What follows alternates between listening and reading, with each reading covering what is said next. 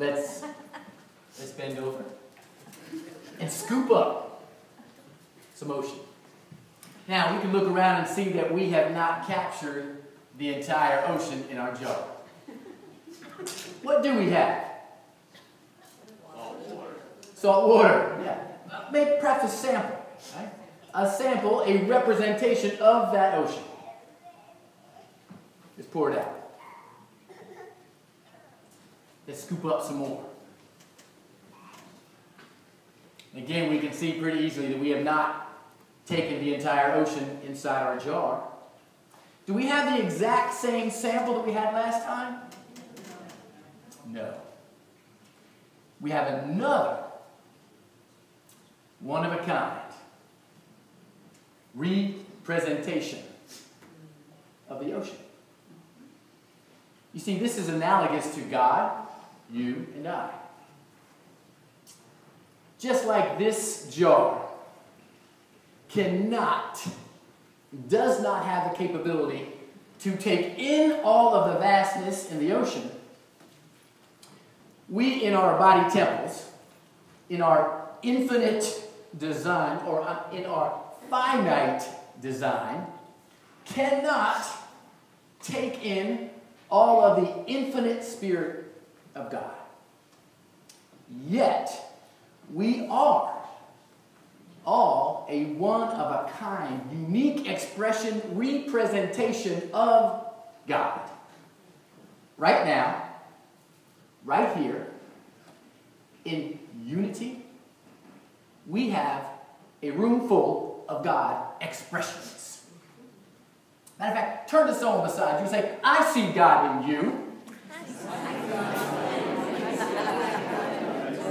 And then say, I see God through you. And add to that, I see God as you.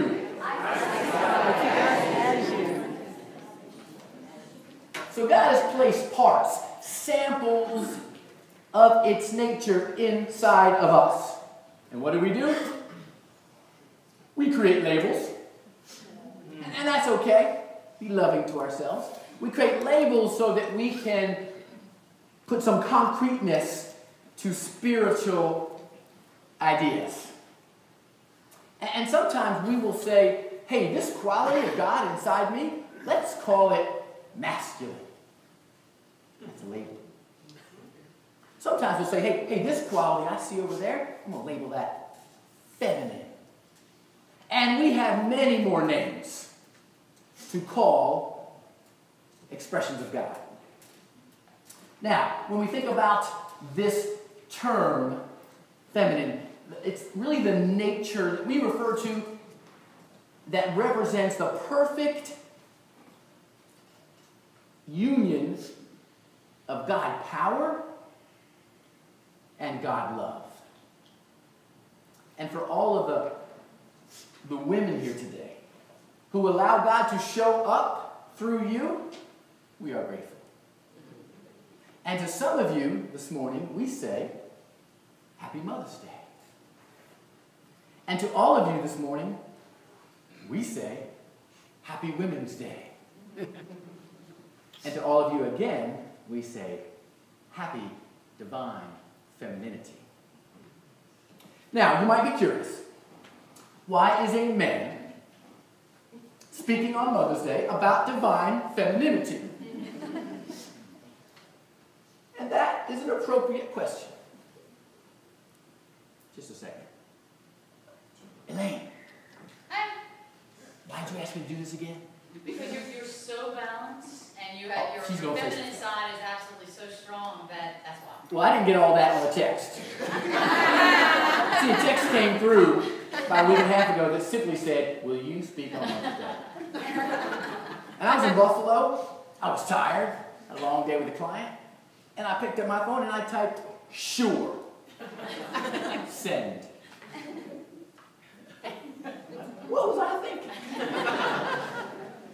So, what I did was use a process that is part of our executive coaching.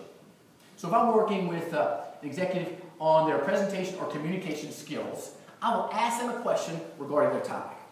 I will say, how have you earned the right to speak on this topic? How have you earned the right to speak on this topic? I want them to get clear on that so their message will come from them. So I asked myself that. I turned it around. I said, Rich, Mother's Day, divine femininity. How have you earned the right to speak on that topic? Silence.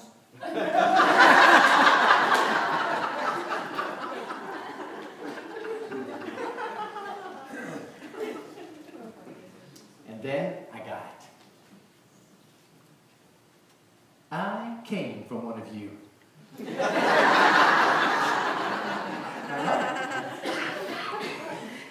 I was reared alongside two of you.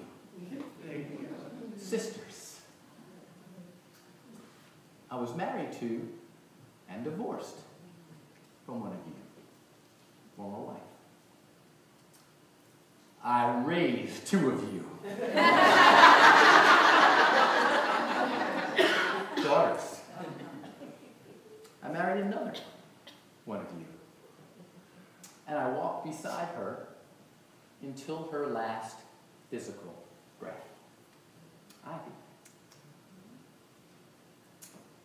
So I thought, I have a robust resume regarding this topic. Yet I still cannot claim I understand you.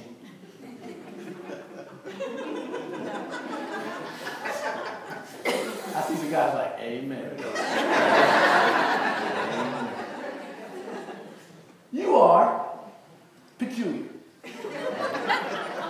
mysterious, and complex creatures. And I have not always had a healthy relationship with you. Tom, I might need you here. Here's some guys. You see, I have loved you, and I have hurt you. I have been attracted to you, and I have run from you. I have been comforted by you, and I have been afraid of you. I have honored you, and I have objectified you. All the while, you remain a perfect representation, interpretation of God's divine nature. So let's talk today about moms, about women, and about your divine femininity. Now, before we jump in, I've heard it said that when God created us in its image, ever since then we have been trying to return the favor. So this is not about us seeing how we, or how God reflects us. This is about us seeing how we reflect God. And there's a difference. So we're going to look at three qualities, three attributes of godness that show up generally through femininity. For our minds, we're going to categorize that today.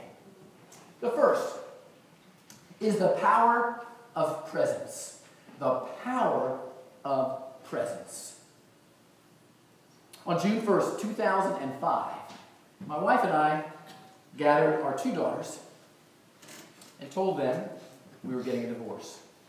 And we got online, not online, we got on the line, old school, with our families, and told them the same news. Now, we told them that on June 1st, even though we had already decided I would not be moving out until July 1st. There were two specific reasons for that 30-day wait. One is that I did not want my daughters to ever associate hearing those words and seeing me leave simultaneous. I had seen the impact of that and did not want to impress that upon their memory. So they heard the words, that was tough enough. We stayed together for 30 more days, even though I was moving 2 miles down the road, and even though they would be living with me 50% of the time in co-parenting, joint custody. And the other reason was that gave them 30 days to come see the house and shop for their bedroom sheets and some linens as they created their new home, their new space. So on July 1st, I moved out. And on the first weekend, the very first weekend that they went to stay with their mom, so this is the first weekend that I'm in this home by myself in 19 years, my 2 sisters showed up. Debbie from Virginia and Gail from California. Now, I've got 2 brothers. They didn't show up. And let me say, my brothers love me. They love me as brothers. They love me through a masculine nature, which isn't always present. But my sisters, they were worried about me. They did not want me to spend time alone without their love. In her book, next slide, Chris. In her book, Captivating, Stacey Eldridge says this: the gift of presence is a rare and beautiful gift. To come unguarded, undistracted, and be fully present, fully engaged with whoever we are with at that moment. The power of presence. We also see that power of presence in Christ's life at the time that perhaps was the most difficult, when he was the most needy, when he was the most vulnerable, and that's when he was hanging on the cross. And if you read the Bible, it says this: standing near the cross were Jesus' mother and his mother's sister, Mary, the wife of Clopas, and Mary Magdalene. Now, we also know that John was nearby, and John and Jesus had a very close connection, a very special relationship. But let's not lose sight of the fact that 75% of Jesus' posse, right, who were there. Now, the others were scattered. The other 11, they got out of there. It was a little bit too hot, a little bit too much pressure. But 75% of his support crew were the women in his lives, demonstrating the power of presence. You see, God is omnipresent. And although in your container, you can't be everywhere. Moms, you do a pretty good job. We're like, how'd you see that? We're scared of you, eyes in the back of your head. Although you cannot be omnipresent, you are God's representation of presence in any single moment and time. The second quality, first, is the power of presence. The second is the power of sensitivity. The power of sensitivity. You're too sensitive. Get over it. No, do not get over it. You see, that emotion, that ability to demonstrate emotion is a God quality. Not too long after I had my 2 daughters, I went to counseling. My only wish is I would have started 20 years earlier. And I was there talking with Kim, who is my counselor, he is a male, about these wounds. And about how these wounds have really stunted my emotional development.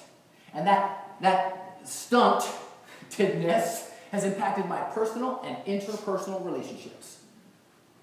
And as we start to dig down into stuff I had locked away, stuff that I had kept a safe distance from, I found myself crying. I was crying a lot. I'd cry with Kim. I'd cry on the way home.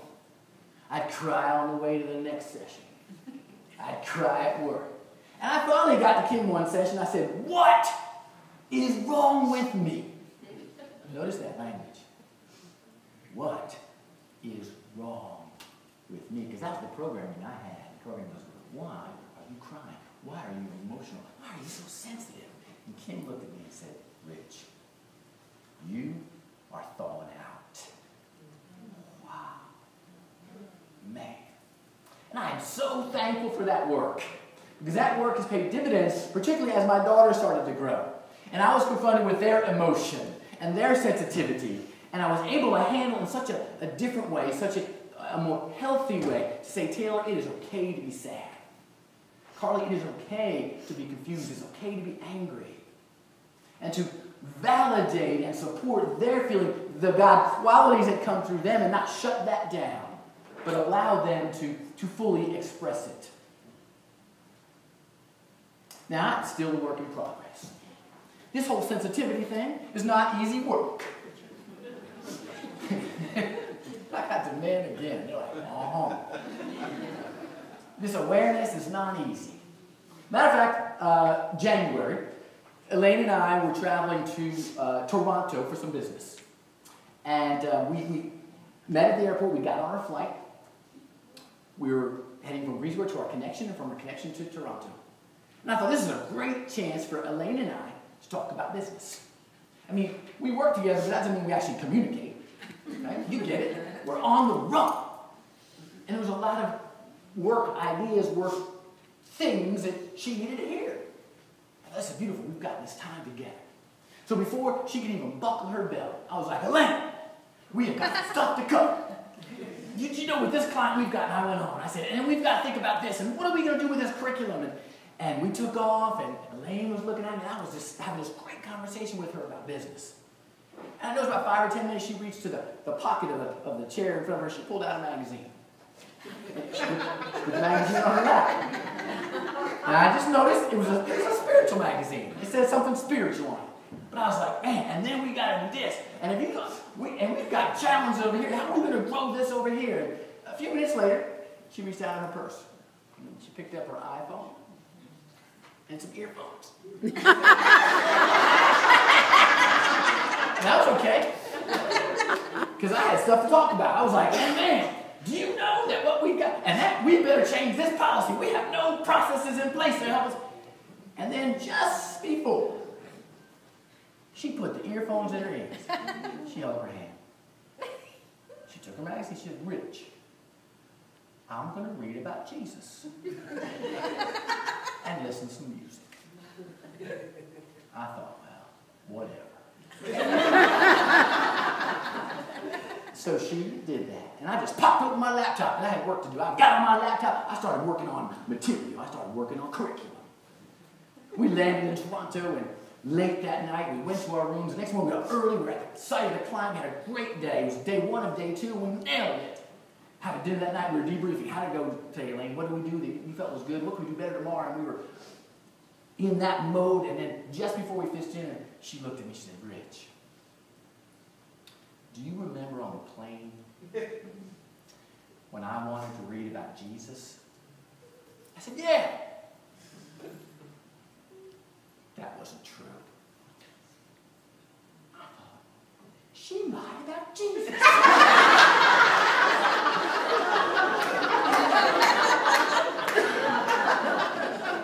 What kind of woman is she? So I couldn't say anything. She said, I wanted to talk, not about business. I wanted to talk about you and I, and just about being people in our lives. Rich, I wanted to reconnect with you. I was like, oh. That never occurred to me. I'm looking right at you because we got a connection right now. That never occurred to me.